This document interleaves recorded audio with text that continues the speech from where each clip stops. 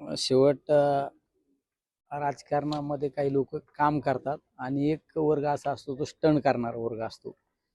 जर आज बऱ्याच मीडियाद्वारे सांगितलं जातं की जे हल्लीचे जे खासदार आहे ते काम करत नाही आणि आम्ही खासदार नसताना काम करतो. पहिली गोष्ट, यांना 2024चा पराभव आज पण मान्य झालेला नाही. जर तुम्ही नगर मनमाड रस्त्याची जाता येता तिथं व्हिजिट करायची, पाहणी करायची, पत्रकार बोलवायचे, अधिकाऱ्यांना दबाव टाकून बोलवायचं, तो रस्ता तुम्ही 6-5 वर्षे खासदार होते, 5 वर्षात तुम्हाला दगड टाकता आला का? निलेश लंकेचं स्टेटमेंट आहे एका प्रेस समोर, हा रस्ता माझ्याच काळात चालू झाला आणि माझ्याच काळात हा रस्त्याची त्या ठिकाणी पूर्णत्व जाणार आहे. ज्यावेळेस मी खासदार झालो त्यावेळेस पहिला ठेकेदार ब्लॅकलिस्ट केला. तो ठेकेदार कोणाच्या त्रासामुळे काम करत नव्हता हे आधी त्यांनी अभ्यास केला पाहिजे. नंतर आम्ही नवीन त्याला ठेकेदार गडकरी साहेबांना सांगून नवीन ठेकेदार पाचारण केला.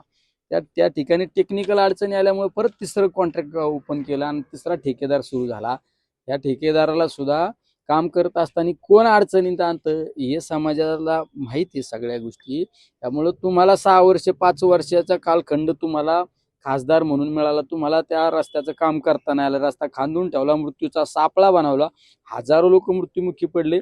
निलेश लंके तरी खासदार म्हणून निवडून आल्यानंतर त्या कामाला सुरुवात झाली आणि त्या कामाला आज चांगल्या पद्धतीची स्पीड सुद्धा त्या ठिकाणी मिळालेलं आहे. त्यामुळं उठसूट कोणीतरी बालिश गप्पा करण्यात काही अर्थ नाही, हे सगळ्या समाजाला माहिती. ते महानगरपालिका निकालानंतर ते अचानक सक्रिय झाले, काय कारण समजेल? नाही, ते कधी कधी राजकारणामध्ये लोक अचानक सक्रिय होतात, कधी कधी आपाप डाऊन होतात. शेवट आम्ही आमच्या कामाचा त्या ठिकाणी नेहमी एक अजेंडा सेट केलेला आहे. आम्ही त्या पद्धतीने कामाला महत्त्व देणारे माणसं आहे.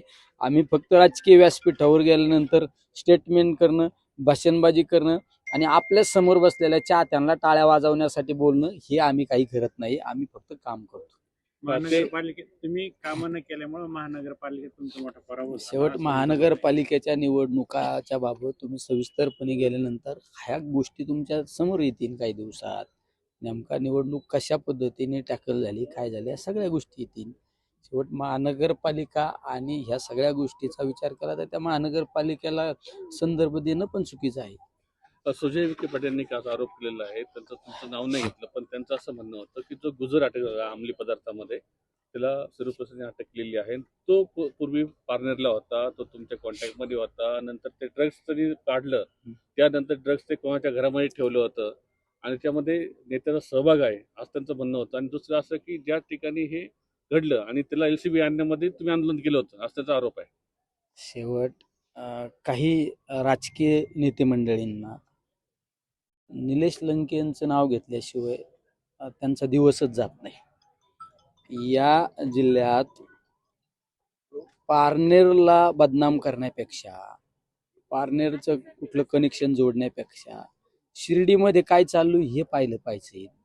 तुमचं तर इतकं म्हणजे केविलवाने स्टेटमेंट होतं एक दिवस की शिर्डीतलं बाबांनी चालू केलेलं अन्नछत्र, त्या अन्नछत्रामुळे गुन्हेगारी वाढती, हे स्टेटमेंट तुमच्या तोंडून येतं.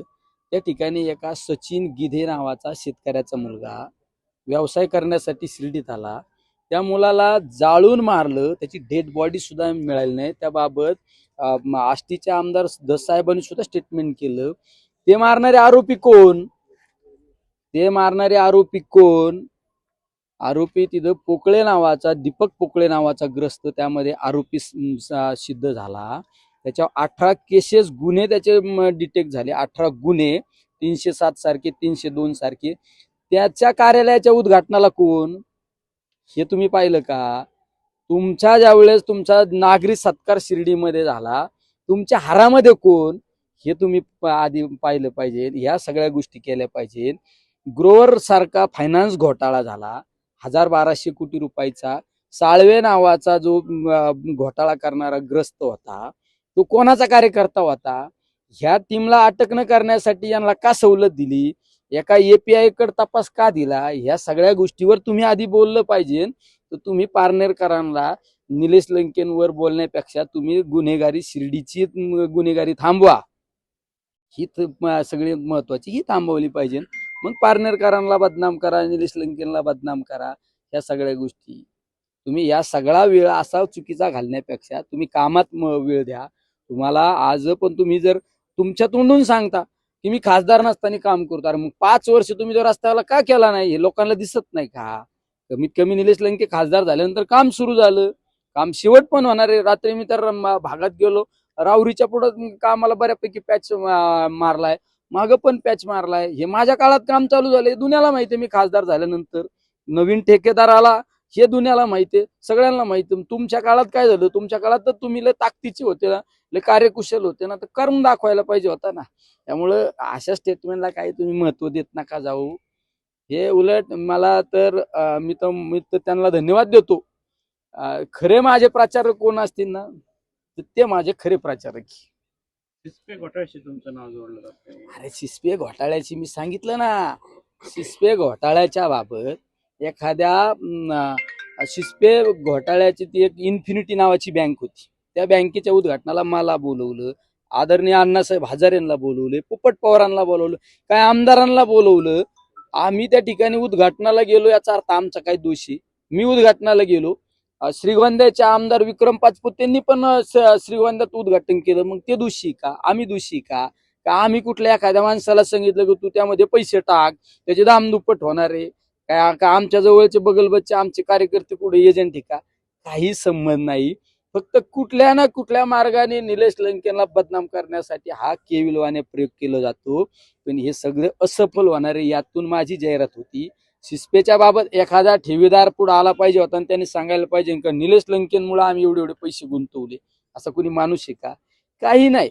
फक्त कोणाला तरी पुढं घालायचं, डिंगी लावून द्यायची, उटी घालायची आणि घे प्रेस आणि मार भूक. अरे काय कुत्ते भुकते यार, हत्ती चालताय.